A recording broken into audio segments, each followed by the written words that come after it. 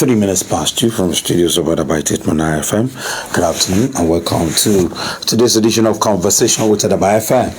And I'm being joined by the candidate of Young Progressives Party, that is YPP in Ekiti State, Mr. Debo Ajayi. He served as Commissioner for Trade, Investment and Innovation and Commissioner for Budget and Economic Planning. Joined the first time of IME in Ekiti State. That was between 2010 and 2014.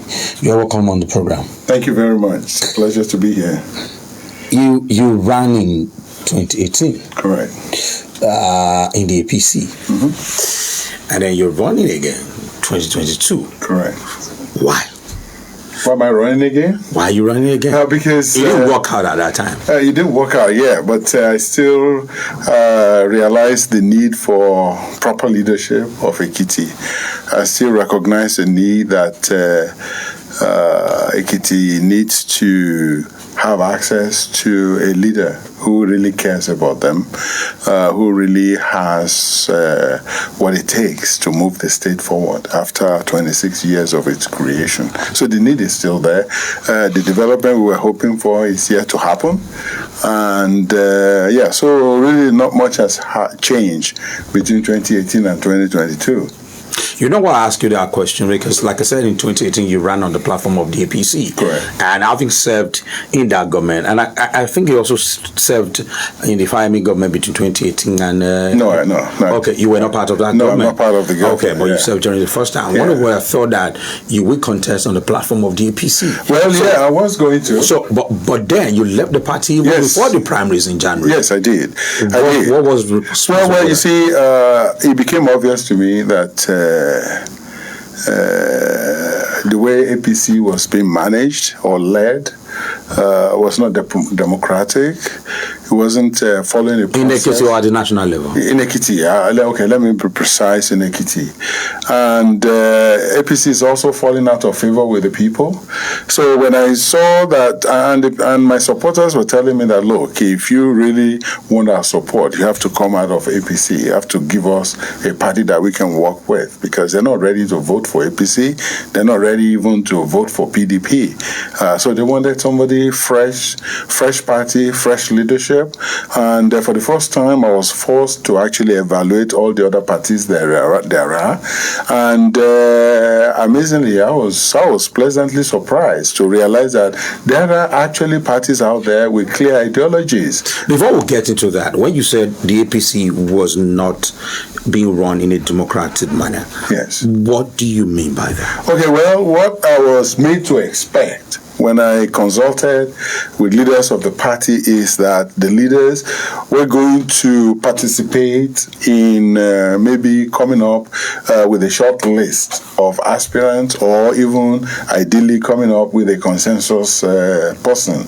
And that with that process, my plan was to consult with all the leaders, make myself available, let them know what I've done, where I have been, my international exposure of decades, and the fact that I've been in Ekiti for over a decade, serving Ekiti. So I went around letting the leaders of the party know that, and the expectation is that they were going to come together and shortlist, as I said.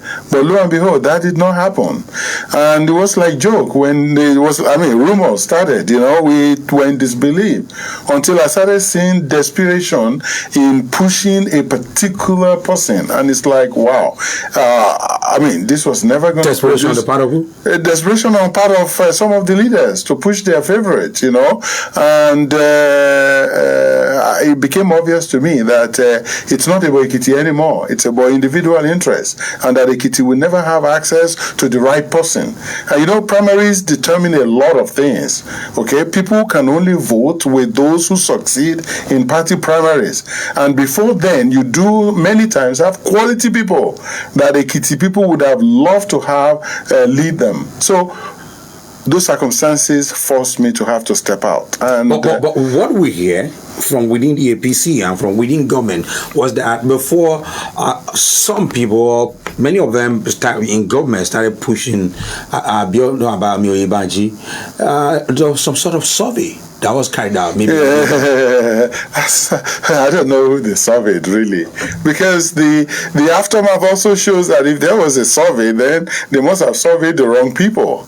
Because we know right now that many of the people on that bandwagon, more than half of them are just there so that they don't lose what they've got. Close to election, the reality is going to emerge. So I don't know who they surveyed, and even if they surveyed, where are the leaders in that survey?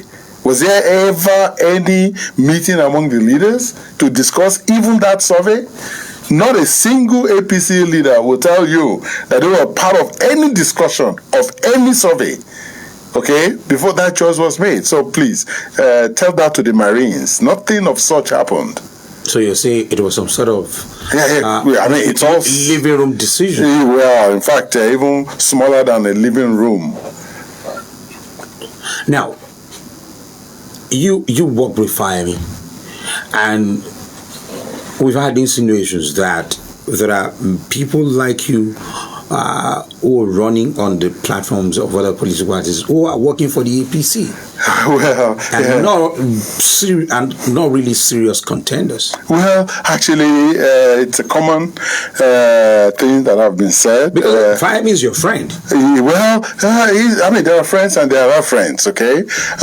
Because, look, this guy was my secretary when I was chairman in Enijoku Hall in University of Lagos, okay? Fire-Me. Yes, we knew each other for less than 8 months. This was my final year in the university.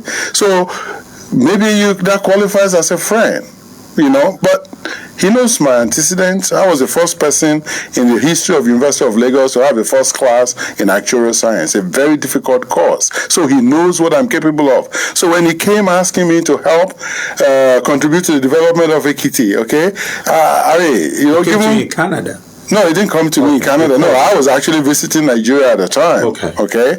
And some publications were made about interview that some journalists had with me, and that drew his attention. And I got a call, and eventually I got a request to come help. Okay. So yes, we have mutual respect for one another, but that doesn't qualify for anybody to insinuate that Fire-Me and me are the same people, okay? We have clear differences in approach to issues, to people, and then also, you see, the real problem that I've noticed here, okay, is that Nigeria is an environment where things are not done on merit. And therefore, if anybody does anything for you, it's as if that person owes you for life. Okay? Look, I've worked in decades outside of Nigeria where everything is done on merit. You don't even know your employer. You don't even know somebody who finally approves for your employment. So you never have a sense that because they gave you a job there, then they own you for life. Unfortunately, in Nigeria, even somebody who gets a deserving promotion, okay, feels an allegiance, okay, whether to the sitting governor at the time. Oh yeah, he was the one that gave me promotion, as if they did not deserve it.